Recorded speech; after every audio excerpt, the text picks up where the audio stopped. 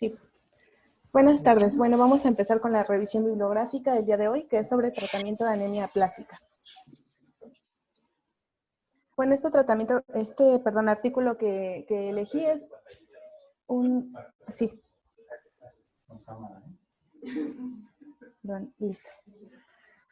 El artículo que elegí es un artículo de revisión sobre el tratamiento de segunda línea en anemia aplásica posterior a que no hubo respuesta con terapia inmunosupresora.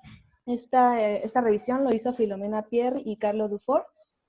Bueno, ellos son un grupo de hematólogos en Italia. Ellos ya igual tienen antecedente de tener diferentes estudios en el tratamiento de anemia aplásica.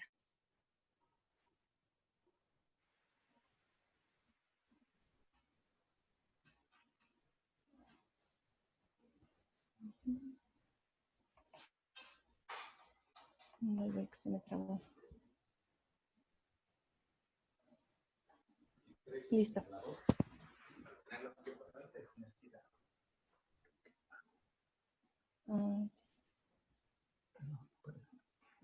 ¿Qué le hice con esto?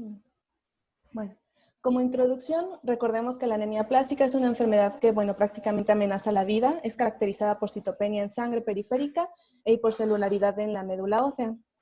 Aproximadamente en el 80% de los casos no es posible demostrar una relación en algún agente causal y la enfermedad, por lo que se dice que, bueno, esta enfermedad también está asociada a algún proceso autoinmune mediado por linfocitos T que van a atacar y destruyen a las células hematoprogenitoras sin que se haya identificado algún agente causal.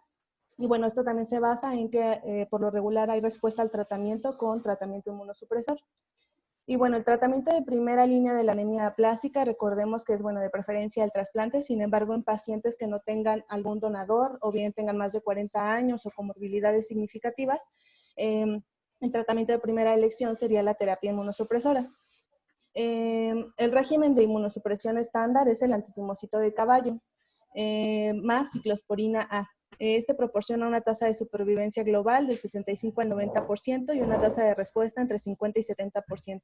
En el caso de no contar con esta globulina antitimocito, pues bueno, se sugiere el uso de la de conejo.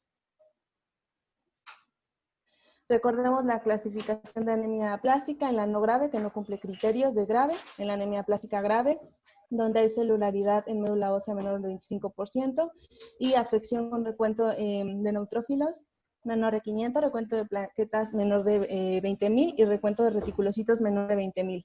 Y ya la muy grave, donde se diferencia por neutrófilos menor de 200.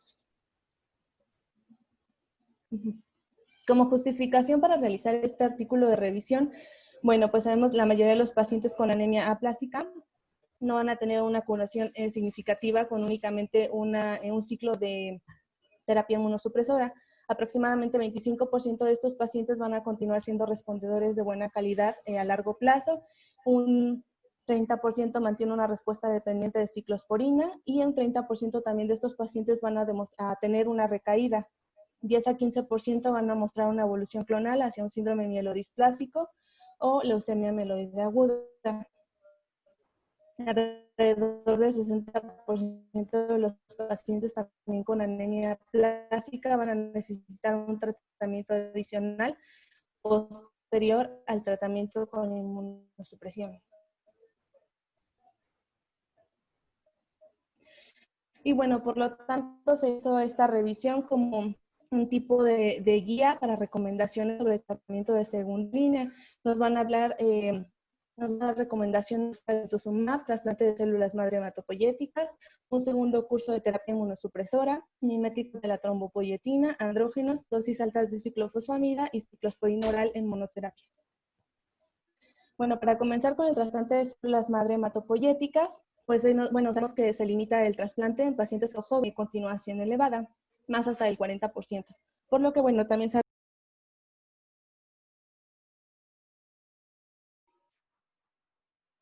Adelante, nos sacó del sistema.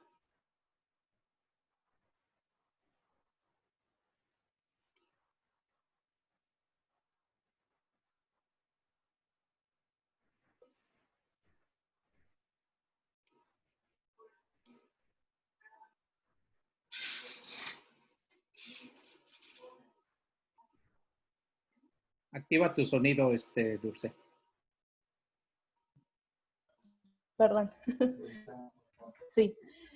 Bueno, se hizo un estudio como les decía, es difícil encontrar a un donador, por lo que se encontraron, bueno, el estudio fue en 563 niños con anemia plástica de 0 a 12 años, sobre un donante no relacionado compatible. Y bueno, se encontraron buenos resultados, así comparable con un donador familiar relacionado.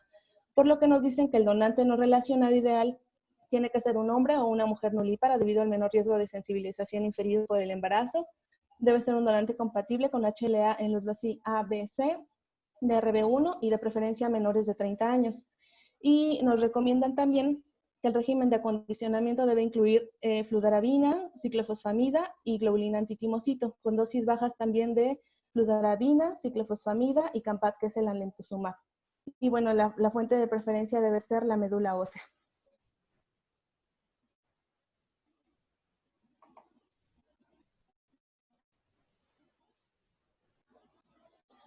Y bueno, también aún así, pese a eso, bueno, aún así no se van a encontrar donadores, aunque no sean relacionado familiar.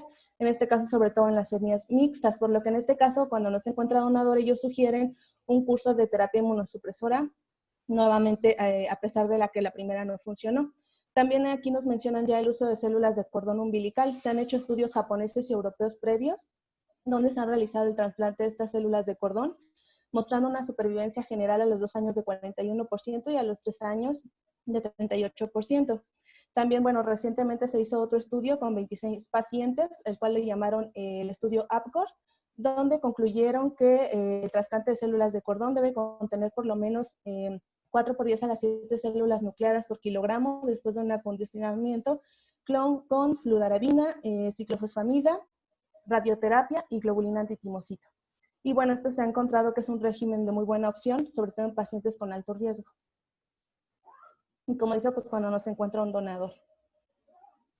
Otra recomendación es el segundo curso de terapia inmunosupresora. Alrededor de 2/3 de los pacientes van a tener una respuesta hematológica a la globulina antitimocito de caballo con ciclosporina. Se ha visto que por lo regular los niños tienen una mejor respuesta del 70-80%, mientras que en pacientes mayores van a tener una recuperación del 50-60%. En estudios se comparó la terapia inmunosupresora de segunda línea con el trasplante y se encontró pues trasplantado versus el grupo con segunda línea.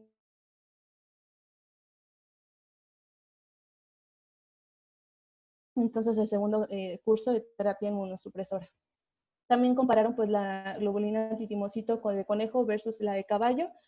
Y bueno, se dice que cuando se utilizó primero la de caballo combinada con ciclosporina, se puede lograr una respuesta hematológica de 35%. Por el contrario, cuando se utiliza la de conejo de primera línea junto con ciclosporina, la recuperación es alrededor del 50% de los casos. Por lo que de preferencia, si se cuenta con ella, primero se utiliza la de caballo y posterior la de conejo. Y bueno, no se encontró evidencia tal cual de que si aumentamos las dosis de inmunosupresión o un tercer ciclo tenga mejores resultados. También nos dan recomendaciones sobre los miméticos de la trombopoyetina. Previamente ya se habían hecho estudios sobre factores de crecimiento, eritropoyetina, factores de granulitos. Sin embargo, hubo éxito, sin embargo, la trombopoyetina sí, con 25 pacientes con anemia con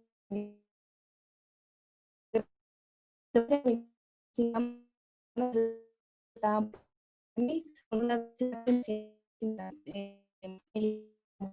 44% de los pacientes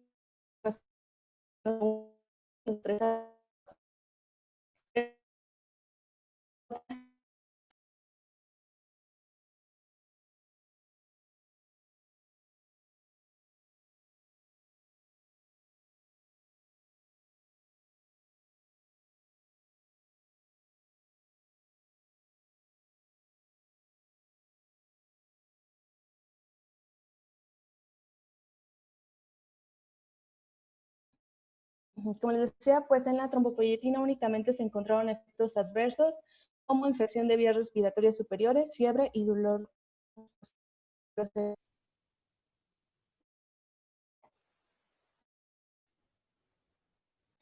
Y bueno, fue por eso que en 2014 fue aprobado por la ley de Trombopag.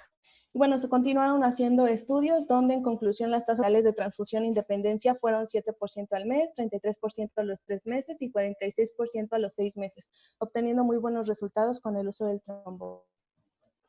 También, bueno, sabemos, nos mencionan las propiedades inmunomoduladoras del Trombopag y en conclusión, pues la tasa de respuesta hematológica con el Trombopag en pacientes con anemia plástica refractaria es del 40 al 50% a una dosis de 150 miligramos por 6 meses para obtener ya una buena respuesta hematológica. Y también, bueno, nos dan este medicamento que es el Romiflostim, que es igual un estimulador de la trombopoyetina. Sin embargo, no hubo buena respuesta, únicamente la respuesta fue limitada a las plaquetas y posteriormente evaluó con estudios la respuesta de este medicamento, donde solo 13 de 14 pacientes no respondieron al Romiflostim. La dosis media fue de 9.4 microgramos por kilogramo a la semana y totalmente se mantuvieron dependientes de la transfusión. Solo un paciente de ellos tuvo una respuesta a trilinaje y pues como resultados no recomiendan el uso de este medicamento, recomiendan sobre todo el Trombopag. Sobre el uso del alemtuzumab, bueno, este es un anticuerpo monoclonal, anti-CD52, completamente humanizado. Se hizo un estudio piloto analizando a 13 pacientes refractarios tratados con alemtuzumab a una dosis de 73 a 103 miligramos, a dosis bajas agregando ciclozón miligramo por kilogramo desde el día 7. 9 de los 13 pacientes, el 69%, mostraron respuesta hematológica, con 5 respuestas completas y 4 fueron parciales. Por lo que sí hubo una respuesta hematológica, aproximadamente a los 3 meses fue cuando se empezó a notar, pero el pico máximo de respuesta fue a los 6 meses. Y destacando, bueno, hubo efectos adversos, linfopenia profunda, tuvieron algunas complicaciones infecciosas, pero ellos nos comentan que manejando antibiótico profiláctico se pueden prevenir esas infecciones. Y destaca que el uso de este medicamento es ambulatorio. Y bueno, también se comparó el uso de la terapia inmunosupresora tradicional versus el uso del entuziumab como dosis, como tratamiento solo. Y a los 6 meses las tasas de respuesta fueron comparables entre ambos grupos. 37% para el entuziumab y un 33% para el tratamiento de inmunosupresor. A los 3 años la supervivencia general en el grupo del entuziumab fue de 83%, mientras que en el otro de ciclosporina con globulina antitimocito fue del 70%. Por lo que en conclusión nos dicen que el alemtuzumab es una alternativa para pacientes que no se requiere o no se quiera utilizar otro ciclo con inmunosupresión, especialmente en aquellos que tuvieron alguna toxicidad previa, pacientes mayores o aquellos que ya tienen un uso crónico de ciclosporina, pues muy similares. Otro es el uso de los andrógenos. Allá tiene historia el uso de los andrógenos en pacientes con anemia aplásica. Se hizo un ensayo prospectivo evaluando la eficacia del danazol en pacientes con recaída y refractiva. Los pacientes completaron un régimen de dosis baja de 12 semanas, que fueron 300 miligramos al día. Se dice que en general no hubo efectos secundarios, con una tasa de respuesta del 1%. Se hizo un estudio con testosterona oral de 40 miligramos al día, con una mediana duración de tratamiento de andrógenos de 517. La normalidad de las pruebas de poco encontraron como que en general los de tratamiento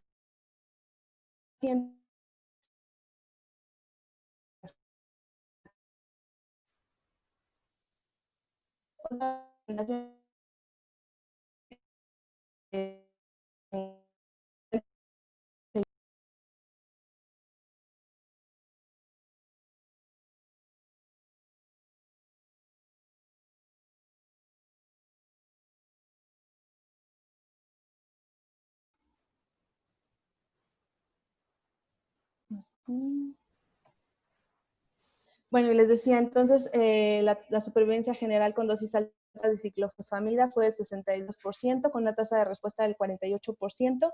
Sin embargo, se encontraron una incidencia acumulada de infecciones fúngicas de hasta el 40%.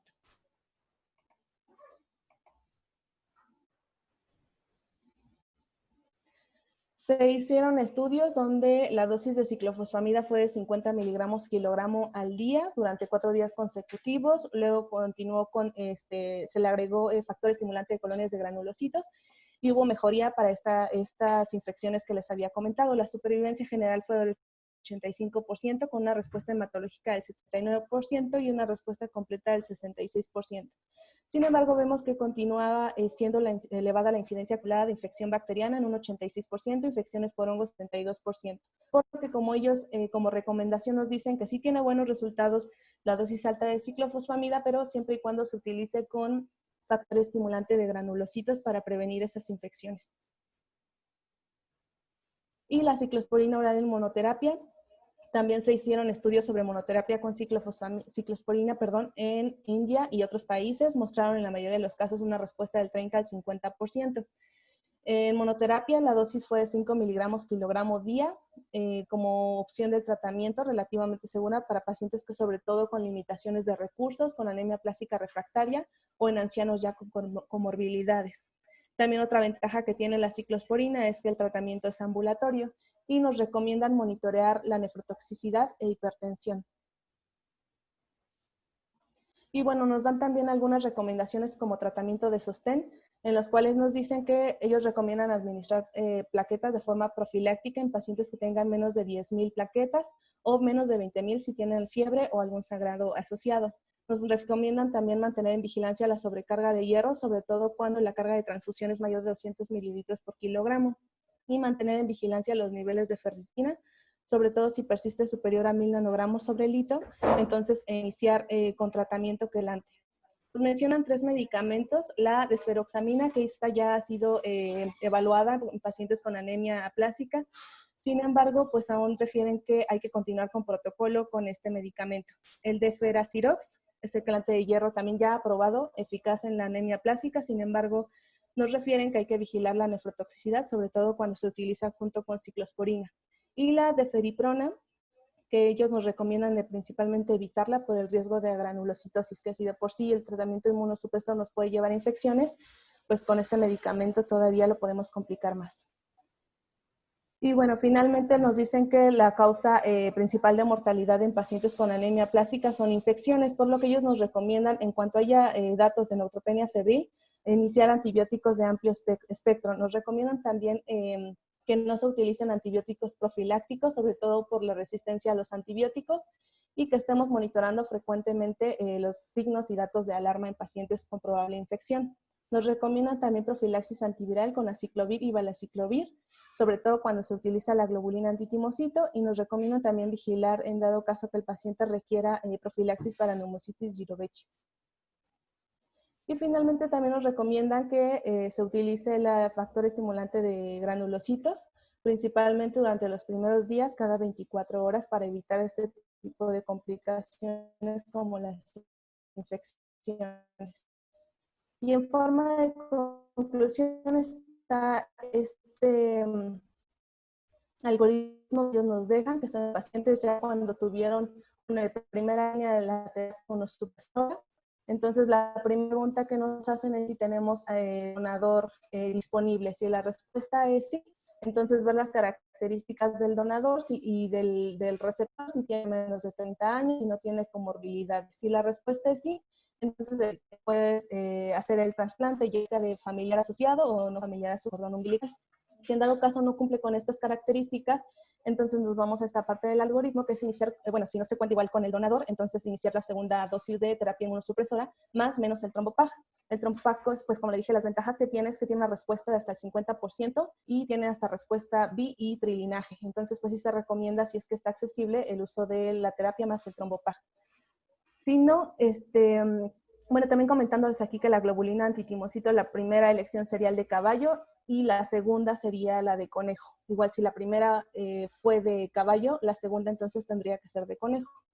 Si hubo respuesta, se puede utilizar ya tercer curso de terapia inmunosupresora o bien el alemtuzumab y el trombopag como monoterapia. Si son pacientes mayores de 60 años o pacientes con comorbilidades, ellos nos sugieren utilizar los andrógenos y la ciclosporina A como terapia. Si en dado caso, pese a la segundo curso de terapia inmunosupresora no tuvo respuesta, pues ya nos dicen que valorar las características del paciente y buscarle un donador. Si no, pues bueno, son opciones que nos dan como tratamiento pese a que no haya respuesta con la terapia inmunosupresora. Y sería todo. El siguiente artículo del día de hoy es acerca del uso de Trombopac en la anemia aplásica muy grave refractaria, y hacen énfasis en la dosis que se le administró a estos pacientes, el periodo de tiempo y los resultados que obtuvieron a largo plazo, y la evolución clonal después de que iniciaron el tratamiento con el Trombopac. Es un artículo algo largo, pero lo sinteticé bastante. Esta es la portada original, fue publicado en el blog en abril del año pasado. Sus autores son muchos, como pudieron ver en la portada principal, pero los 4 primeros que mencionas son Thomas Winkler, Sing Fan, Cooper y David Jones. Todos ellos son americanos, y el doctor Winkler trabaja en la Universidad de Georgetown. Sing Fan es oncólogo, James Cooper es internista y trabaja para un hospital de Colorado, de la Universidad de Colorado, y David Jones pues también forma parte del equipo, y muchos más, ya que este estudio acerca del uso del Trombopac y los estudios fueron evaluados 83 pacientes, pero en este artículo que yo les voy a hablar, se fue.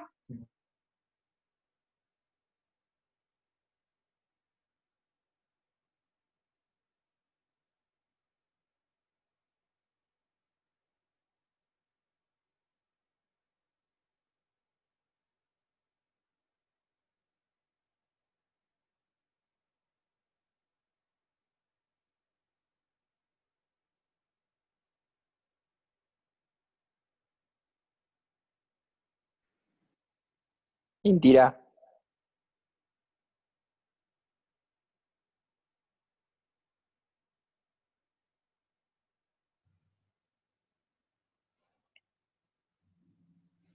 No se oye, Indy. ¿Ya me escuchas? Ya, adelante. Ok, gracias, Marina. Entonces, como les decía, este artículo es la continuación de estudio Nada más número 1 que hizo. no se ve tu presentación, Indy. No se ve mi cara. Para compartir pantalla. Y ahora. La grande. Ahí ya conexión. Pues aquí está. Ahí va.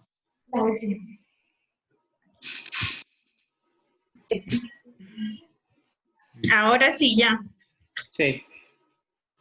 Ok, entonces, bueno, les decía que este estudio es una continuación de un primer estudio que hizo el blog acerca de 83 pacientes que se les administró tratamiento con Trombopac, y en este estudio de fase 2, pues ellos evaluaron a 43 pacientes, de los cuales al final seleccionaron solo 40. De manera introductoria, pues como ya sabemos, la anemia plástica se da un trastorno de las células madre hematopoyéticas. Dentro de los tratamientos están los que ya mencionó la doctora Dulce, la terapia inmunosupresora, la globulina antitimocito de caballo, el uso de ciclosporina, y pues los que han sido refractarios y que tengan un donante disponible, esa es la mejor opción para ellos. Y pues hubo una buena respuesta de estos pacientes que se les administró Trombopac y pues que ya estaban refractarios, no tenían posibilidad de donantes. Entonces, como les decía, es un estudio de fase 2 no aleatorizado, que está aprobado por el National Heart and Lung Institute y fue monitoreado por este mismo instituto. En cuanto a la bioseguridad, todos los pacientes y sus familiares fueron informados de lo que se les iba a hacer, sus complicaciones, firmaron su consentimiento, y el objetivo principal de esto fue ver la eficacia del Trombopac en el tipo de pacientes que ya mencioné previamente, y ellos fueron inscritos los pacientes que tenían de 2 años en adelante y que habían sido diagnosticados pues con esta anemia plástica severa y que habían fallado otros tratamientos previos con ellos. También tomaban en cuenta que si ya se les habían administrado ciclosporina o inmunoglobulina antitimocito, si persistían con plaquetopenia menor de 30.000, neutros menor de 500 y tenían una hemoglobina menor de 9 y que al menos durante los últimos 6 meses tenían haber iniciado este tratamiento o requerimientos transfusionales, pues entonces estos pacientes fueron seleccionados para darles el tratamiento con el TromboPac.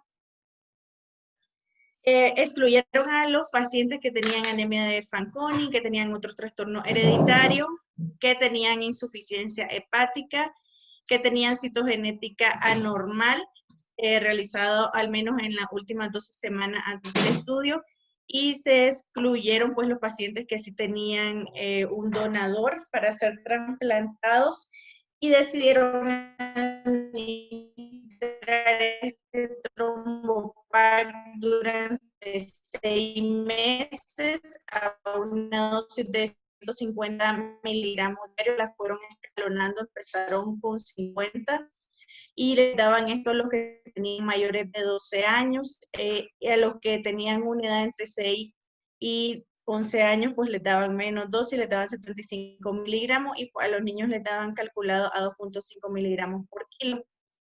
Se descendió la dosis en los pacientes que eran asiáticos y las respuestas las iban evaluando entre los 3 y 6 meses de tratamiento. Los pacientes que sí respondían a este tratamiento con el TromboPac, se hizo una extensión prolongada, lo fueron observando, les fueron haciendo... Pero sí se ve mi presentación, ¿o no? Sí, solo pone Ok. el micrófono. ¿Estoy arriba? Ah, sí se escucha. Ah, ok. Entonces, ellos consideraban que los pacientes que sí respondían de manera satisfactoria a la administración del TromboPac en la dosis que ya mencioné, eran aquellos que tenían las plaquetas mayor de 50.000, hemoglobina mayor de 10, neutros mayor de 1.000, y pues que ya no necesitaban ser transfundidos. Entonces, ¿cuáles fueron los resultados que ellos encontraron en estos 40 pacientes? ¿Cuáles fueron las características?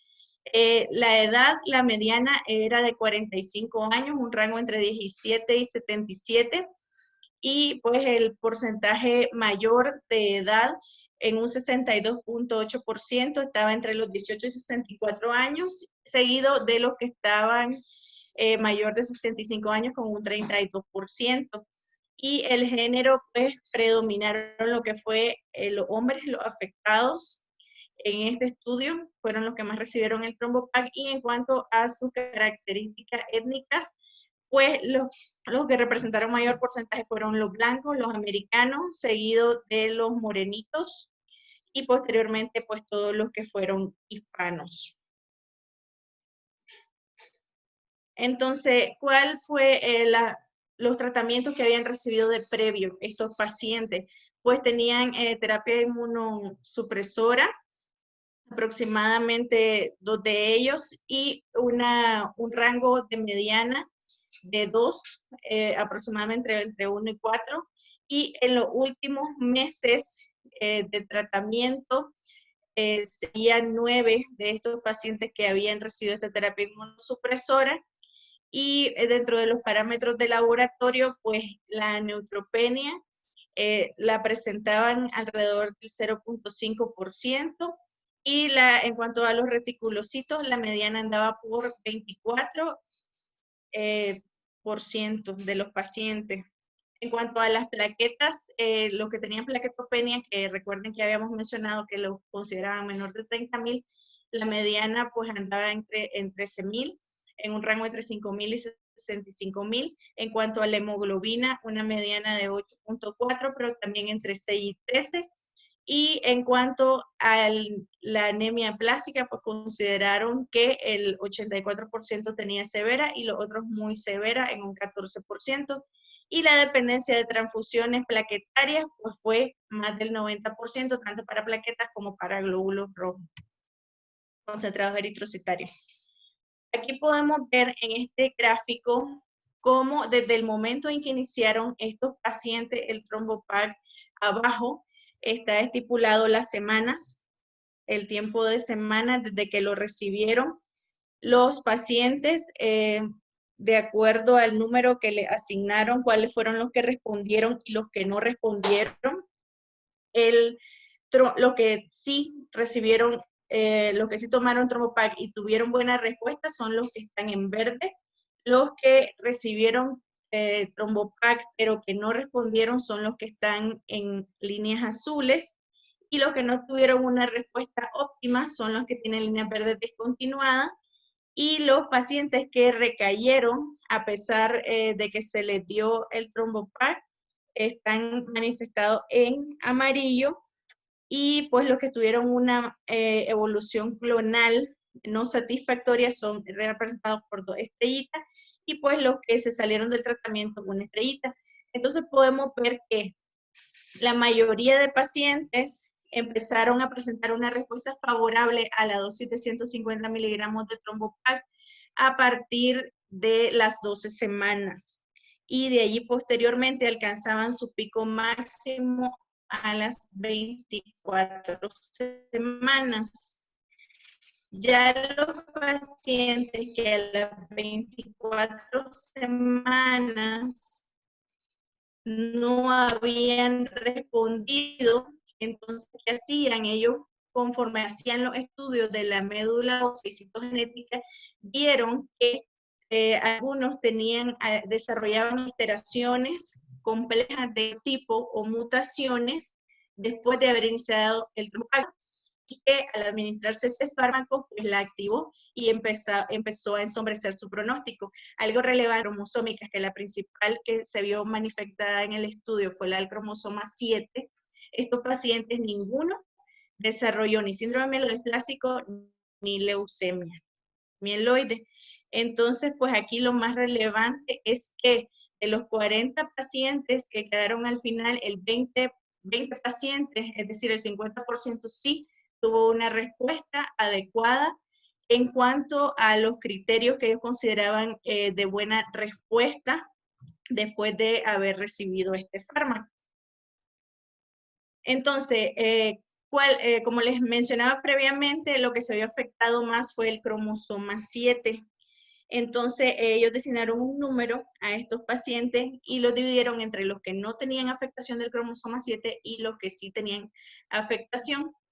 Y entonces ellos fueron viendo el tipo de cariotipo que ustedes pueden ver aquí, la evolución del cariotipo, conforme fueron recibiendo el Trombopac, iniciaron el Trombopac, después está en rojo, manifestado la evolución clonal que tuvieron, pero después, conforme fueron haciendo los estudios de control de médula ósea y cariotipo, vieron que su cariotipo se normalizaba y pues no progresaba ni tenía mayor problema dentro de los que no tenían afectación del cromosoma 7, cabe destacar, mientras que los sujetos que sí tenían de lesión del 7 parcial o total, ellos pues sí presentaron una evolución clonal no satisfactoria y por ende pues su respuesta al Trombopac tampoco era la más ideal. Y en varios casos, tanto de los que tenían afectación del cromosoma 7 como de los que no, fueron llevados a trasplante de médula ósea, pues que era la opción que continuaba para este tipo de pacientes con anemia plástica refractaria. Y en conclusión, ¿qué es lo más relevante de todo esto? Que siempre debemos de tomar en cuenta la citogenética para los pacientes, aunque tengan solo anemia plástica, ya que esto va a ser determinante para la progresión y refractariedad de la enfermedad, que estos pacientes, como les mencioné, no progresaron a síndrome mielodysplásico como tal, que se muestra que hay una rápida evolución citogenética después de que se inicie el Trombopac, que la mayoría de los pacientes, después de que se inició a las 24 semanas o 6 meses, ya tenían unas respuestas hematológicas muy excelentes, pero que los monitorizaron a través del tiempo, para ser exacto 3 años, y pues la mayoría mantuvo la respuesta respuesta y no tuvo que continuar con el trombopax y algunos pues ni hubo necesidad de llevarlo a trasplante. Entonces pues es una buena opción terapéutica basado en estos dos estudios que hizo el Blood a través del tiempo en estos pacientes.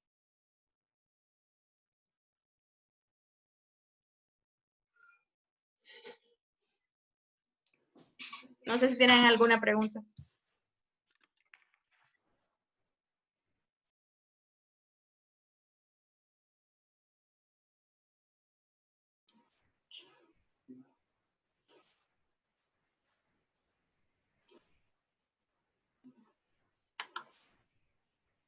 Adelante, Claudia.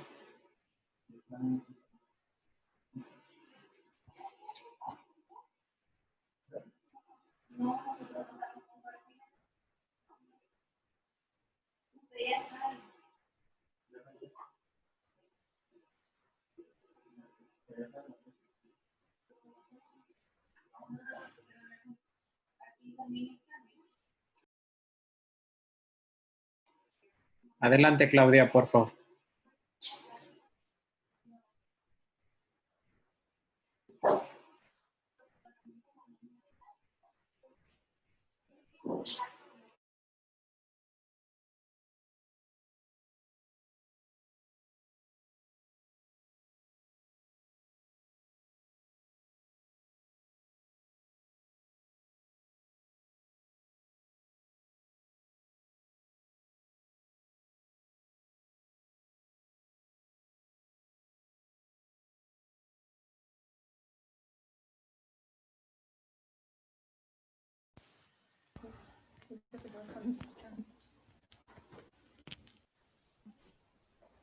¿Doc, ahora sí me escucha?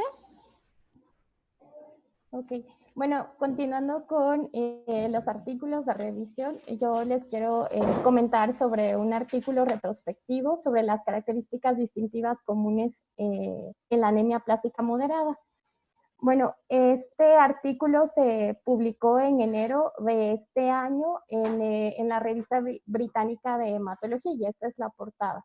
La autora principal es Bhumika Patel. Ella trabaja en el Departamento de Investigación de Hematología y Oncología del Instituto de Cáncer de Towson y en la clínica de Cleveland. Ella tiene muchas publicaciones relacionadas con la anemia aplásica. Entonces, como introducción, el diagnóstico general de la anemia plástica, como sabemos, se define por los criterios de Kamita desde 1976. La anemia plástica severa y la muy severa son distinguidas fácilmente por la gravedad de la amilosupresión que estas tienen, pero hay un grupo de pacientes que no cumplen los criterios de gravedad y estos son los que constituyen un desafío diagnóstico y de tratamiento. Los recuentos iniciales ligeramente deprimidos pueden representar una etapa temprana de una anemia plástica severa y el diagnóstico de una anemia plástica moderada verdadera es realmente dificultoso y el tratamiento aún es un enigma, además del manejo. El seguimiento clínico en estos pacientes debería ser más controlado, más prolongado.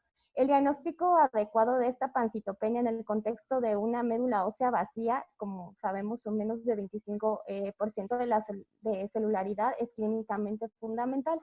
Entonces, el tratamiento, el algoritmo para el tratamiento de la anemia plástica severa y muy severa está bien establecido, pero para este grupo de pacientes con anemia plástica moderada, que en general nada más se presentan con citopenias leves y a veces no tienen ni siquiera requerimientos funcionales. Esto probablemente representa un mecanismo patogénico más diverso y a menudo representa un enigma de tratamiento moderada. Este grupo de pacientes es un precursor, progresa hacia una anemia plástica severa, a una hemoglobinura paroxística nocturna y en raras ocasiones hacia un síndrome mielodisplásico o hacia una leucemia mieloide aguda. Entonces, esta es definida como una entidad crónica, casi no progresiva, caracterizada por citopenias, requerimientos transfusionales muy bajos y lo característico es que nos retrasa el tiempo de evolución. Cuando se establece este diagnóstico de una anemia plástica moderada, el manejo de estos pacientes, independientes de las transfusiones, aún no está claro. Entonces, el monitoreo es apropiado para algunos de estos pacientes, pero otros deberían recibir el tratamiento inmunosupresor para evitar la progresión de la enfermedad. Y es importante establecer entonces la patogénesis subyacente en estos pacientes que albergan una heterogeneidad clínica, lo que dificulta la evaluación de las respuestas al tratamiento. Entonces, dado todos estos conceptos, en tiempo real las implicaciones para el manejo se pueden obtener conocimientos sobre la patogénesis, la historia natural y el manejo adecuado a través de análisis retrospectivo de un grupo de pacientes con anemia plástica clasificados como moderados. Entonces, como método, los pacientes se analizaron retrospectivamente una cohorte de 325 pacientes.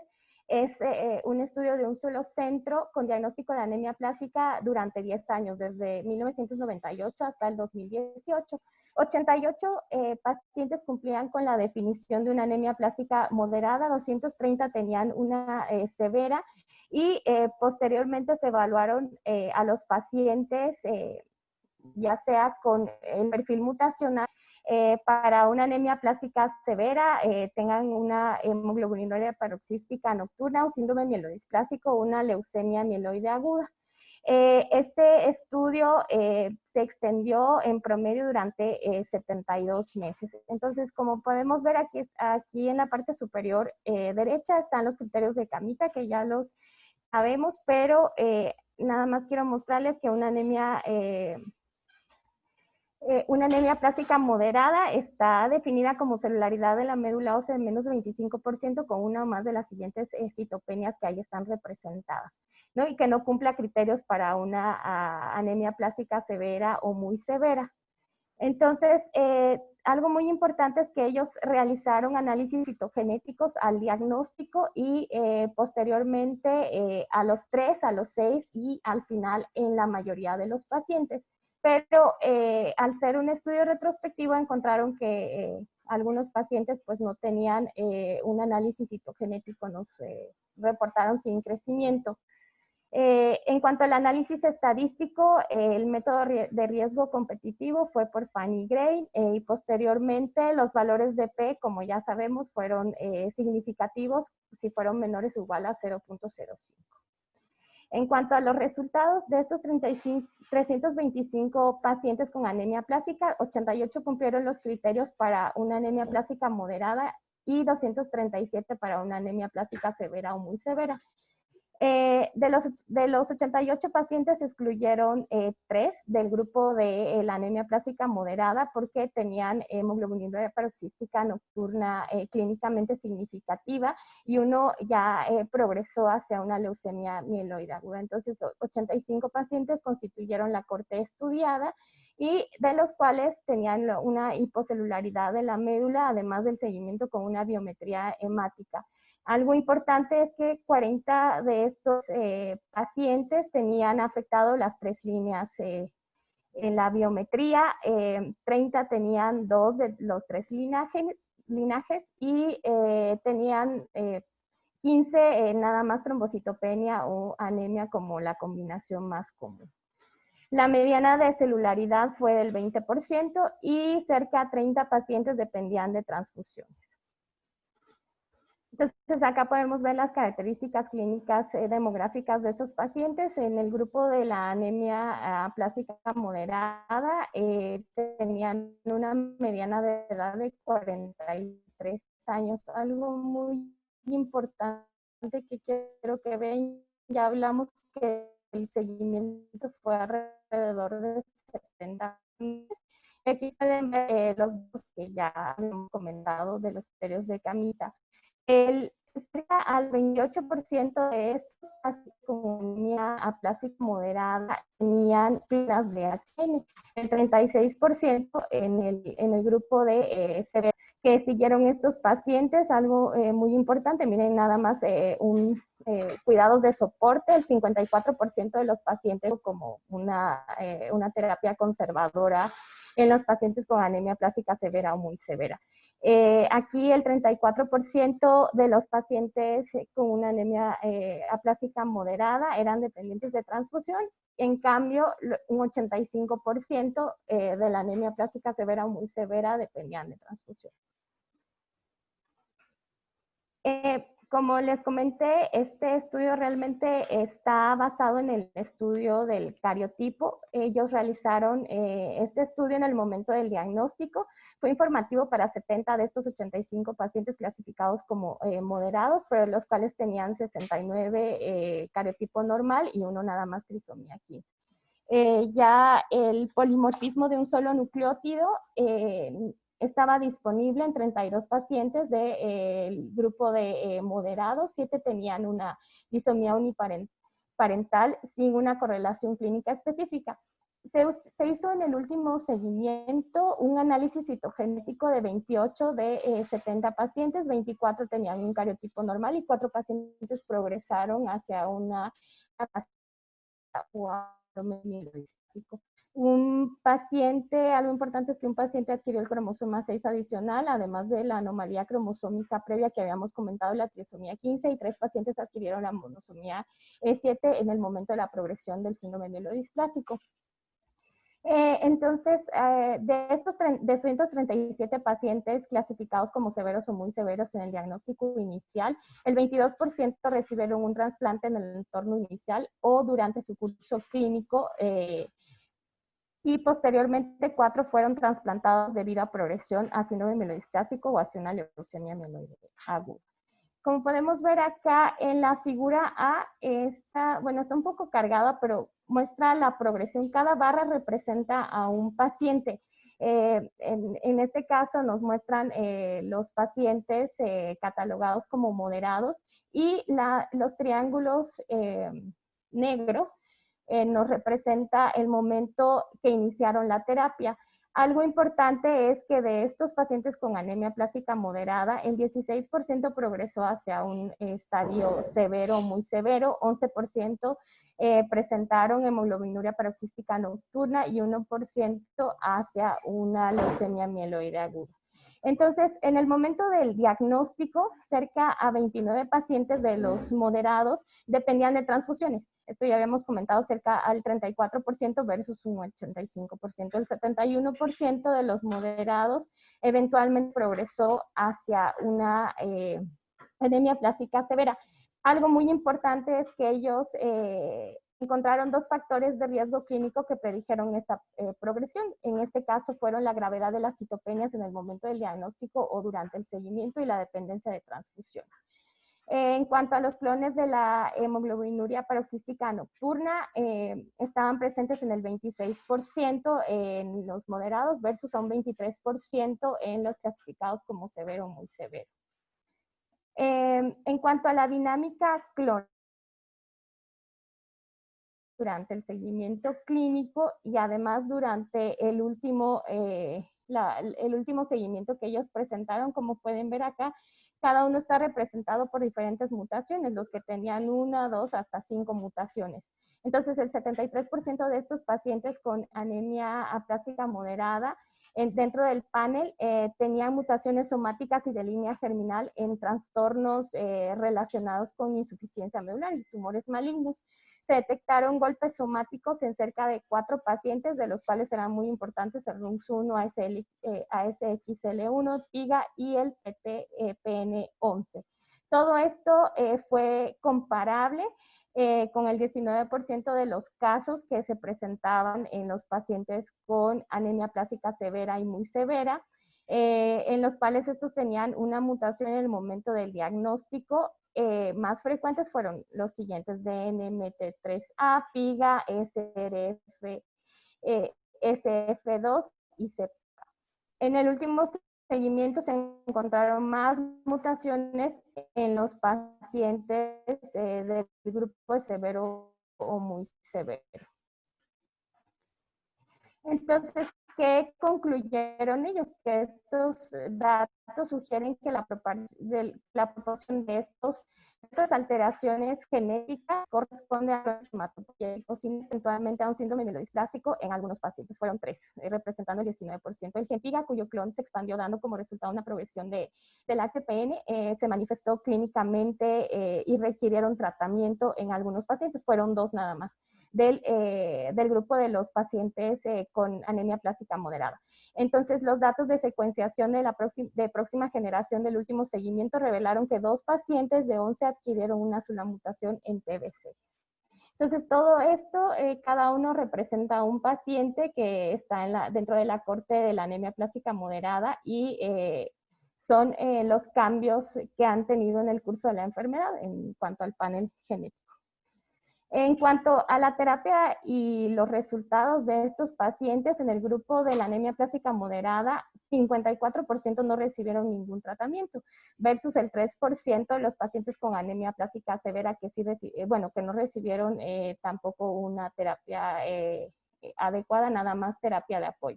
Los factores que influyeron en la elección de la modalidad de tratamiento se determinaron individualmente en función a la agudeza clínica y la gravedad de las citopenias, la dependencia de las transfusiones y otros factores clínicos que estuvieron, realmente fueron tomados las decisiones por cada médico que trataba a los pacientes. Entonces, como pueden ver aquí, estas son las líneas de tratamiento de los pacientes. Entonces, pues ya nos hablaron bien Dulce e Indira sobre los tratamientos. Entonces, algo importante es que en estos pacientes con anemia plástica moderada, nada más los observamos. Entonces, es un seguimiento crónico.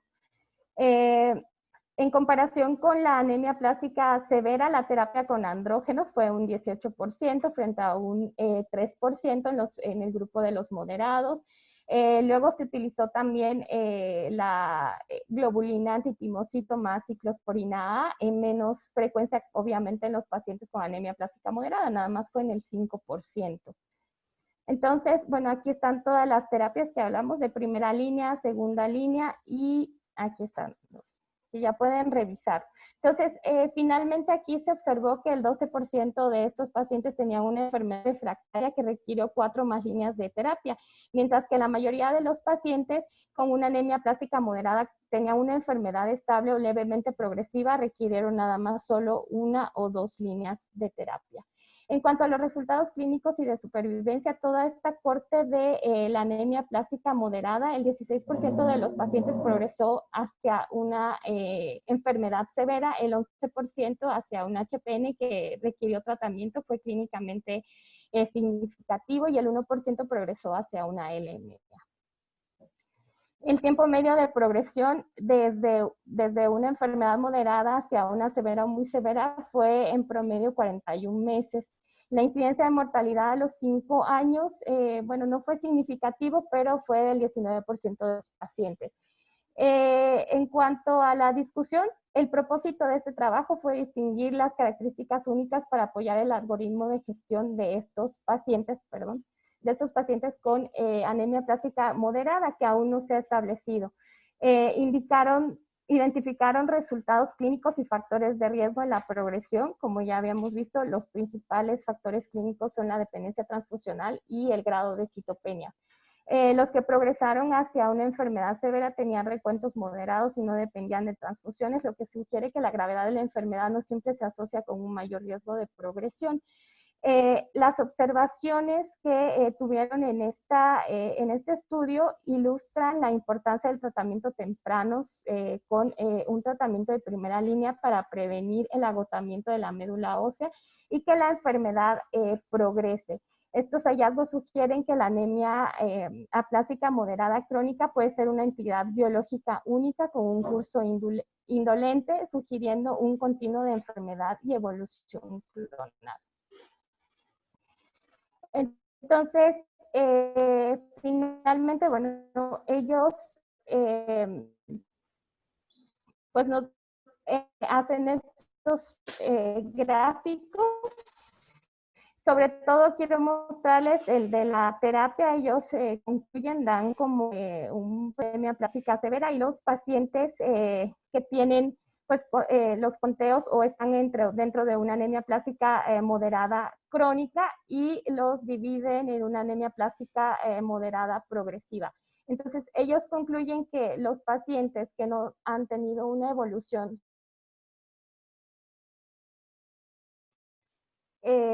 es decir, en cuanto a las citopenias no hay empeoramiento y la dependencia transfusional no ha cambiado, nos sugieren esta terapia nada más de soporte o nada más ciclosporina más un andrógeno y el trombopac.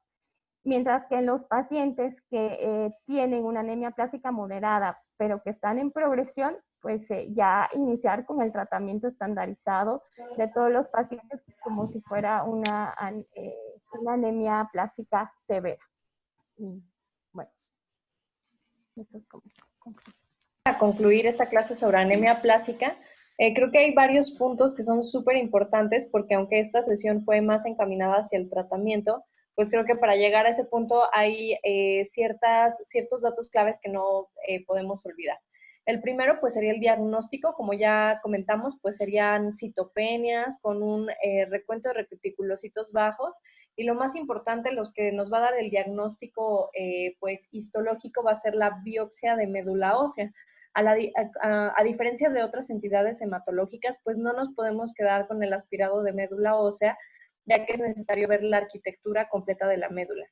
Y bueno, pues lo que vamos a encontrar ahí va a ser una médula vacía sustituida por adipocitos, o sea, no va a haber precursores hematopoyéticos.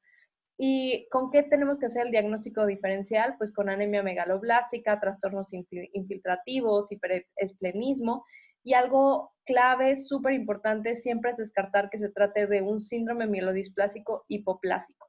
¿Por qué? Porque, bueno, pues también existe esta entidad, y aunque comparten ciertas similitudes, pues realmente los pronósticos van a ser muy distintos. Y también quiero enfatizar cómo, pues ya vieron en estos 3 artículos, cómo algo súper importante es la citogenética. Entonces creo que ya no únicamente en anemia plástica, sino en varias enfermedades, hemos visto cómo la evolución clonal, la citogenética es algo clave, incluso para hacer el diagnóstico diferencial, ¿no? Entonces, como ya comentaba Gerardo, pues si vemos alguna alteración del cromosoma 7, pues ya sabemos que ese paciente, aunque todo lo demás indique que se trate de una anemia plástica, pues probablemente eso progrese o se trate más bien de un síndrome mielodisplásico. Entonces, no olvidarnos de hacer todo el protocolo para descartar otras causas de anemia plástica. Eso sería lo inicial. Y bueno, siempre seguir pues todas las recomendaciones. Este es un algoritmo de la ASH que, bueno, a mí me parece muy bonito, muy fácil de comprender.